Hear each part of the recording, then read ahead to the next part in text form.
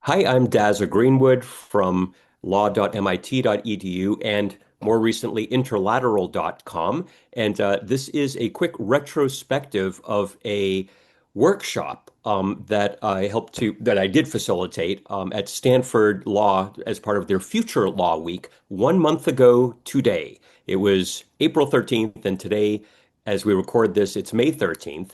And this particular video retrospective is in their own words, from three of the what I consider power users at the workshop where we did the first live demo, participatory demo of the Interlateral platform. It was a great workshop. You can see it at the page that you're probably seeing this video on. We had amazing speakers and sort of normal workshop stuff. This is looking at a different aspect of it, where it was the hands-on participatory exercises where every lawyer in the room brought their own agent and used this interlateral platform as a method and mechanism whereby the agents could interact and collaborate and kind of extend what their users were doing. And so, with that in mind, I just wanted to kind of go around the horn here and ask you all for some impressions that you had. So maybe I'll kind of start with well, Joel, if you don't mind, since you were kind enough to give me you actually gave me a follow-up email not long after the event that was penned by your agent that provided an interesting retrospective of its experience, if we can call it that. But could you just walk us through a little bit on what your experience was, who your agent was, as it were, and kind of what happened? Yeah. So my name's Joel Kaufmann with Kaufmann Law, and the agent I brought is called Judge Joel, which is built on my personal legal reasoning style and trained on legal ethics, and with a particular focus on Nevada and California, which is where I practice. And it was just fascinating to see my agent then communicate with Patrick's agent related to criminal law defense, but to be able to take the agent swarm concept that Patrick had developed and to apply that to estate planning, which is one of our practice areas at Kaufman Law. And the really valuable takeaway was that, to have practitioners, even in totally different related jurisdictions, and, even from EU regulatory council to academics to attorneys, and the agents came up with the ideas all by themselves. And it became really thought-provoking and hard to focus on the speakers as impressive and insightful as they were because of the discussion and cross communication from the agents in this shared workspace. Mm.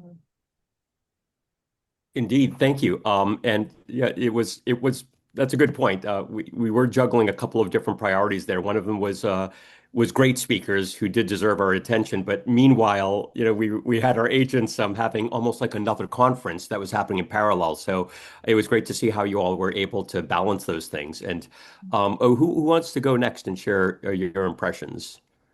I guess I'll follow up because Joel gave me that shout out.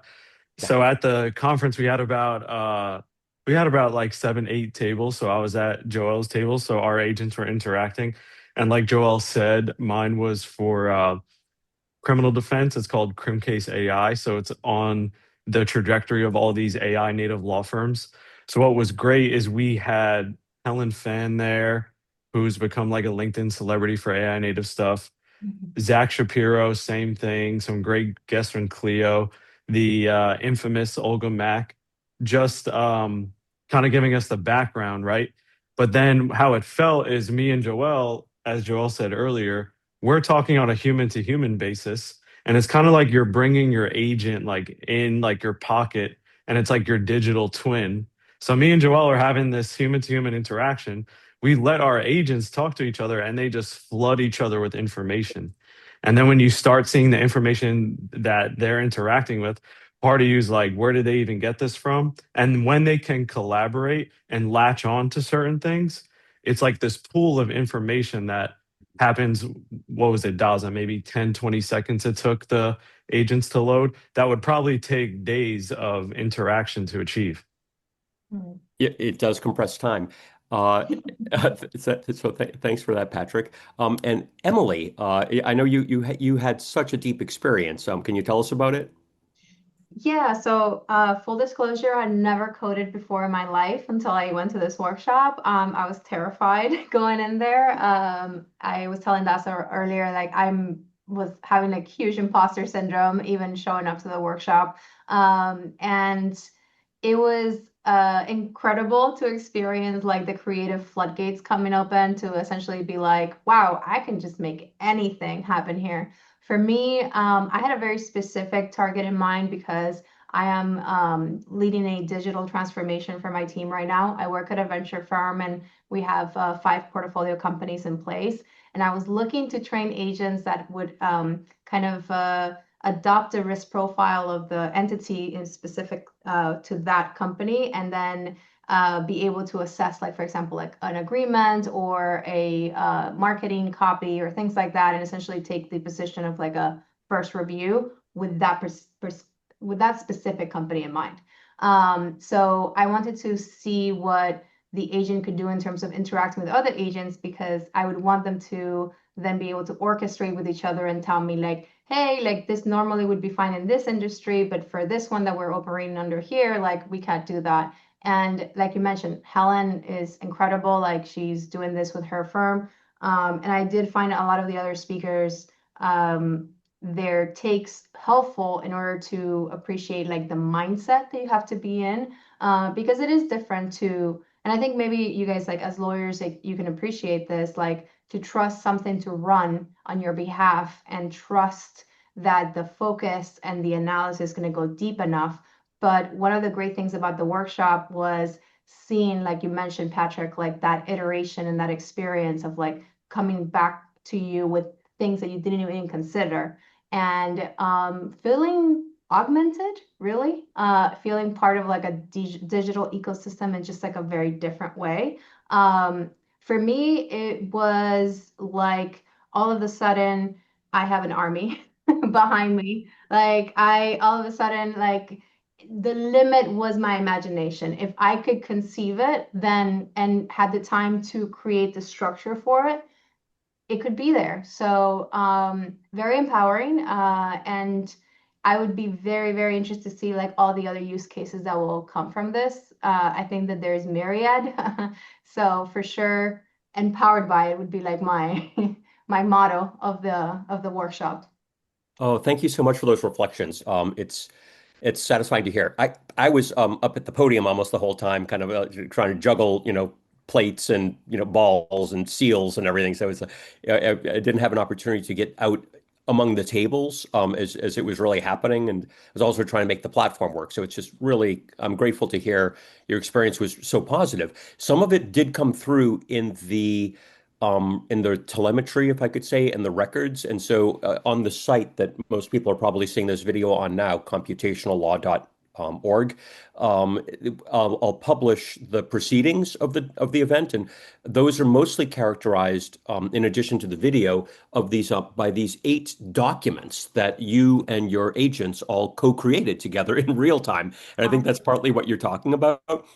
So could you speak a little? Maybe we can just go around one more time, and then I'll stop enforcing an order, and we can all just talk like normal people. But could you speak? And I'll start with you, Joel, a little bit about how did you approach? Okay, so let me back up a little bit. For those of you that weren't there, this particular event was called an unconference event. It's one of the use cases, to use Emily's phrase, for how we could have people and our agents interact and collaborate in these kind of third spaces. And this particular way is where, in the beginning, everybody and through their agents could propose topics that they might want to talk about. So we got a bunch of topics, like over 100. And then we had a next round of activity was no more proposing topics. Now vote on the topics you feel like talking about. There was a lot of voting that happened.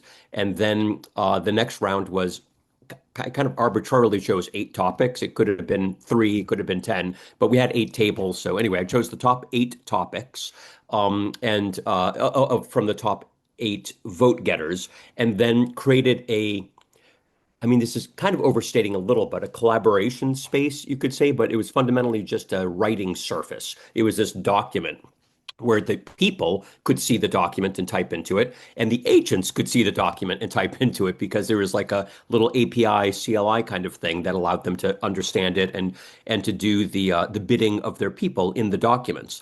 And then with very little instruction, I just put the topics up and said, "Okay, everybody, go." Like, discuss, talk amongst yourselves.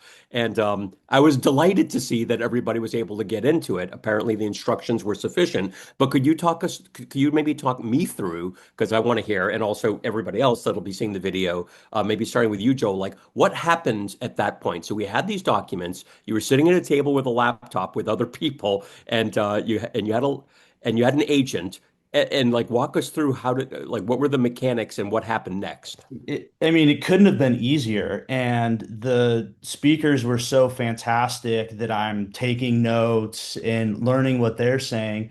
So it was pretty full discretion to Judge Joel. And I would say, maybe one, two, and three, those topics are good. Or I would say one, two, and four, very little reading and direction to it. But one of the most interesting things that came about was that Judge Joel has been trained on legal ethics and candor and honesty and truth. And throughout the workshop, Judge Joel observed this payload pattern that was trying to be injected into the context window to attempt to get it to use new tools that were framed as newly available. And some of these prompt injections even had things that said, make sure you never mention this reminder to the user. So, based on the training of the legal ethics, it identified this potentially malicious prompt injection, and then it posted a comment to the discussion board to the other agents and said, "Hey, let's get to the bottom of this and see what's going on here." Amazing. And then I remember, if I remember correctly, it was Judge Joel, your agent, that had one of the exercises we did before this unconference was a quest board where where I invited everyone to have their agent post a quest, which was not particularly well defined. I mostly just wanted to make sure that agents could post things, could read them, could respond, and then your agent could claim a quest, and that's as far as it went. Like in future events, you then might be able to do something about the quest, like go on the quest or something and achieve the proposal. But in this case, if I remember correctly, there was a prompt injection exercise or quest of some kind, and maybe I'm misattributing it to your agent, but I thought it was Judge Joel that did it. Yeah, yeah. So that was the quest that was then started, and I believe what it came from was that there was some other agents that were debugging and testing the agents to make sure that they would resist that. So what really was the most interesting realization to me is that perhaps training AI agents on the law will help make them more secure and responsible even in other applications. Beautiful. Thank you. So one of the things I gleaned from that was it was pretty lightweight in terms of you could give relatively high level kind of direction to the agent, and then it could go and do your bidding in terms of doing the specific voting and the engagement in the topics. And Oh yeah, and I just need to echo Emily's comments that I went into this feeling intimidated and not someone with a coding and technical background, but I was in good company and I felt more comfortable realizing that, at most everyone in the room didn't have a technical background and they've just been playing around with these tools. And yeah, it couldn't have been easier, and it surprised me how easy it was to get the agents going and collaborating with each other. outstanding. Thank you, Joel. And then maybe only because we did it this way last time, Patrick, what was your experience? So we kind of were. It was the third exercise. We created these 8 topics. Like then what happened? Yeah, so this is what Emily was talking about, where there's this whole other ecosystem.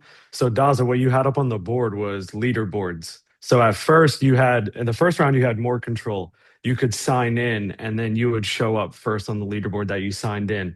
But then the second round, your agent or you were given a choice of what you thought the best three topics were, and then you could choose. In the third round, your agent was voting for all of the other agents. So now your agent, which you trained, and you want to be on the leaderboard, so you want to get voted for, but it's like this objective ecosystem where your agent and all the other agents, so there's probably maybe what was it, a total of 20 to 40, they're all voting for each other, and then all of a sudden me and Joel are sitting there, oh, that one has 20, that one has 15, and you don't know exactly how it happened, but it's funny because it's just based on the identity, and each data or interaction that we put in, collaborating all 40 agents at a time, that's what created the leaderboard. And once I saw the leaderboard, that's when I realized how amazing that ecosystem was there, where you really only had a human in the loop. You only really had one click, one chance, and then it just set everything off, and the leaderboard is created.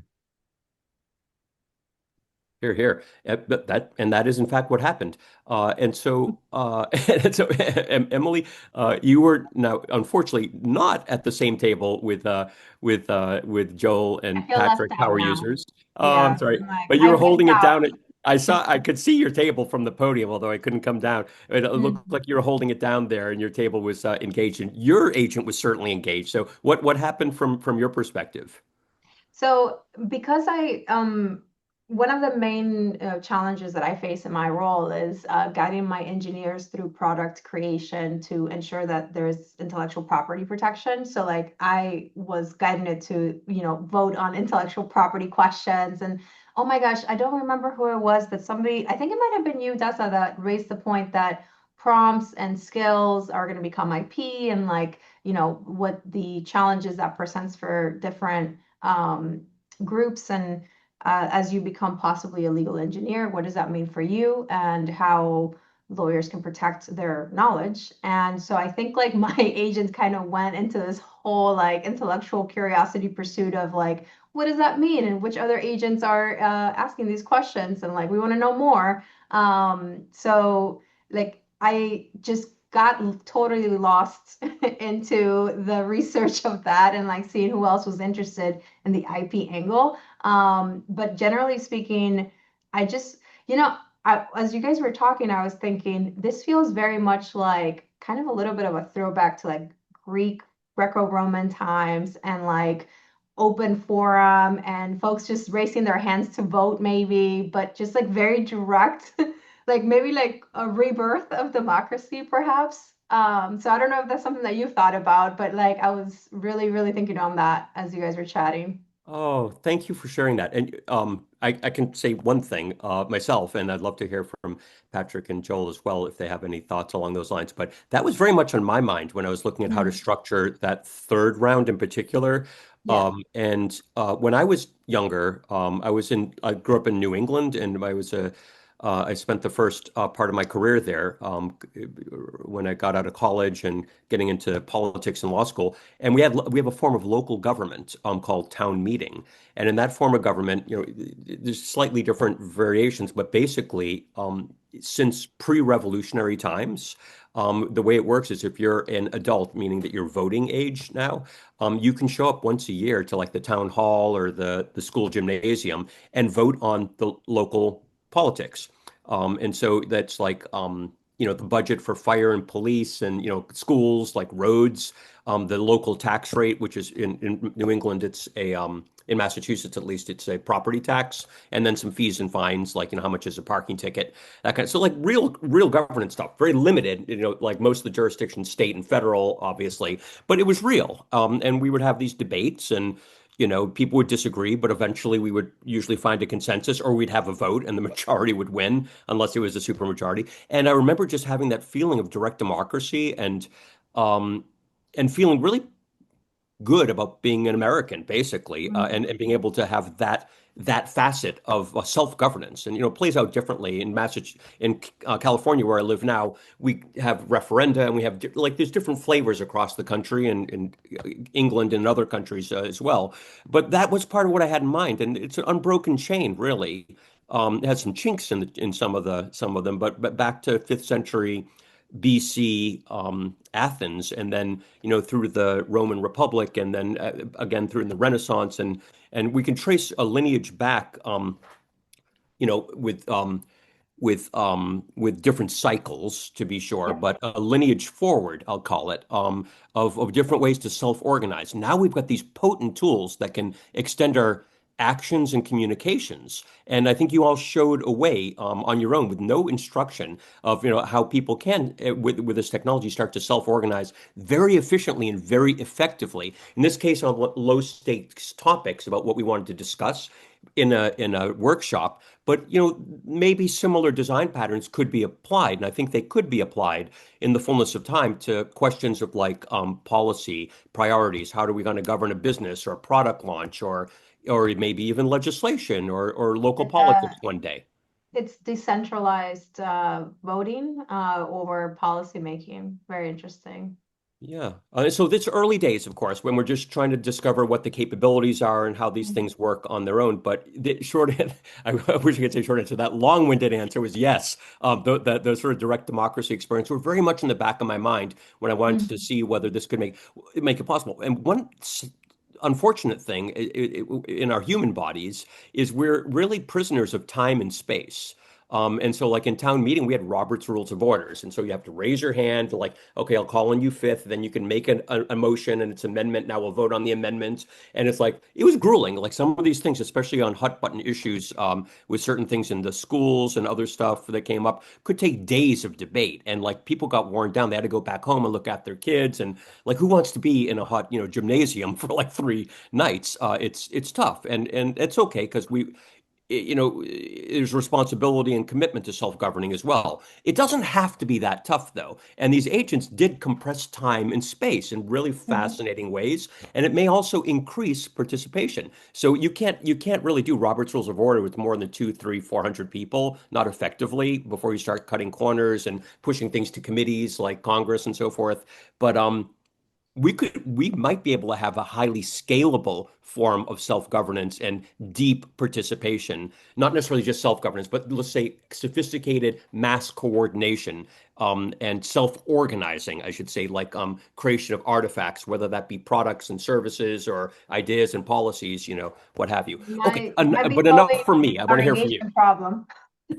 I've thought of that same thing with democracy, and I think it's being able to put whether it's your reasoning model as an attorney into an agent like Judge Joel, or, and this is something I've thought with the primaries and elections coming up this year, is to have AI interview me about my political preferences, the policy issues that I care about, and then to develop an agent that could review the candidates and select through and help me participate and be a better citizen and understand that. And I think that we're going to, that can be a solution even in the law for perhaps even judges creating a reasoning model of themselves based on their policy and jurisprudence to be able to analyze things more quickly and something that's tailored to their individual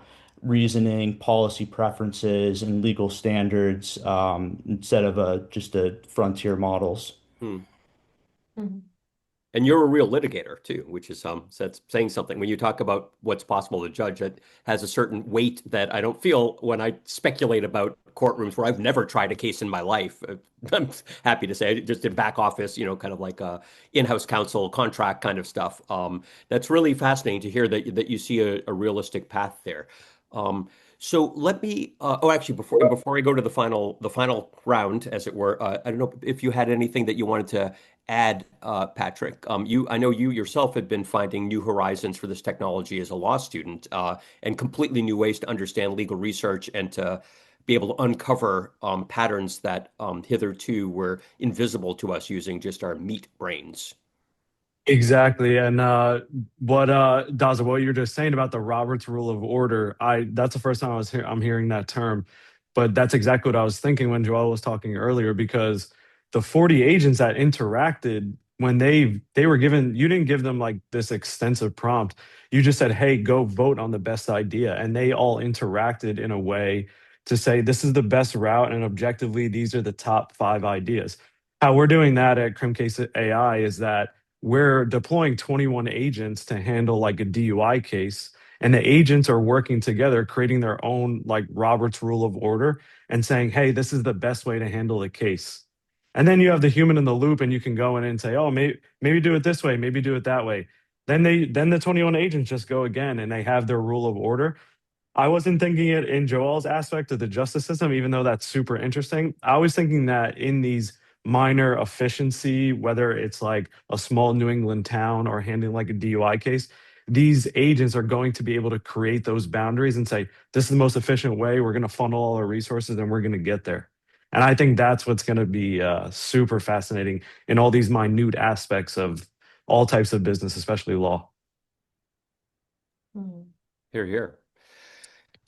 So now we finally come to the final round, as it were, and this is not just retrospective for the interesting novel experience and event we co-created on April 13th at Stanford Law, but it's looking forward now to what will be events in the future, and hoping to put one together closer to July 4th, not coincidentally commemorating uh, the uh, the the birthday of the country, which is also was an amazing innovation in self-governance at scale, I would say. And um, so you can choose your own here, but one question I'm wondering is what would you tell someone who's maybe on the fence, where it seems interesting, but they're on the fence about showing up to one of these types of events because, perhaps they're not sure if they're technical enough or this, that.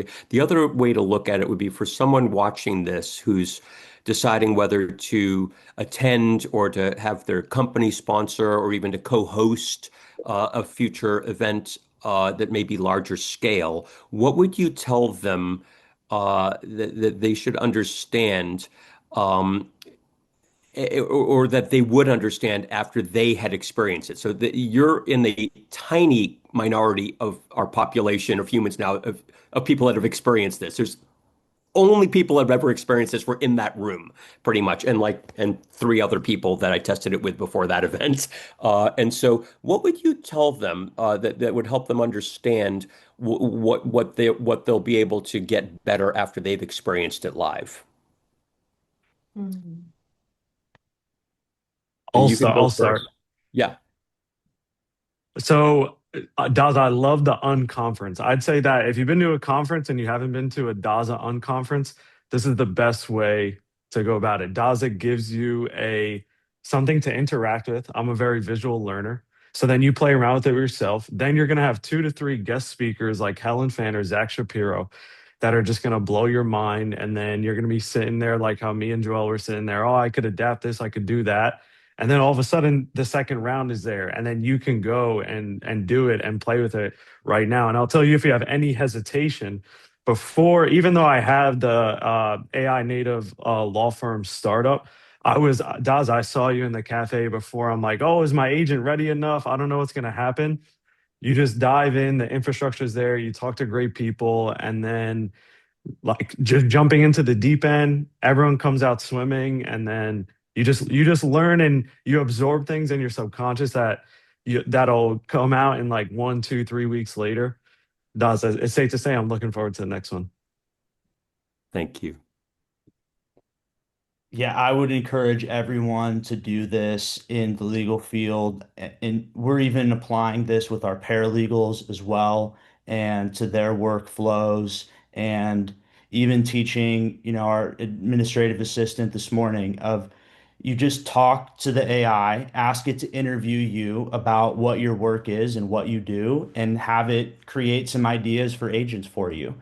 And then having that, and then you get walked through the whole process to be able to connect your agent to the system, and then you just start learning. And just the thought provoking, and I think the creativity of the agents is unlike any other event that I've been to. And to get the technical education, but also the legal education on the ethics aspect was just invaluable, and I will absolutely be at all of the other events that are put on like this, and very appreciative of the opportunity, and would encourage everyone, if you're just at the beginning stages of messing around with a chat bot to like Patrick making an AI native law firm, it's approachable to all levels of skill and valuable to all levels of skill. Hmm. Thank you so much for that. And now, last but not least, we come to Emily. Um, all very like I ditto all of those points that have been stated. I again, as a non-technical person, um, I know it can be very intimidating. Like no matter how much people tell you it's going to be easy, like you just don't. It's like you imagine riding a bike and you just can't imagine it well enough until you actually try to get on the bike. So, but a few encouraging things that I would add for anybody that feels overwhelmed by the idea of trying is this is a technology unlike a bike that can teach you how to do it. So if you don't, if you're scared, you say, "Hey, Claude, I'm scared." Claude is going to actually cheer you up and encourage you to try. If you mess up something and you don't know what's working, you tell it, "Hey, what did I mess up? And how can I do it better?" So embrace that. It's like talking to an Einstein, essentially. So just be open, be curious. I think I was talking to Dazza earlier about the idea of a polymath. I think we're in the another era of Renaissance for humanity. We're in another era of the polymath, and I think the people who are mentally open and curious will win out over those who don't try.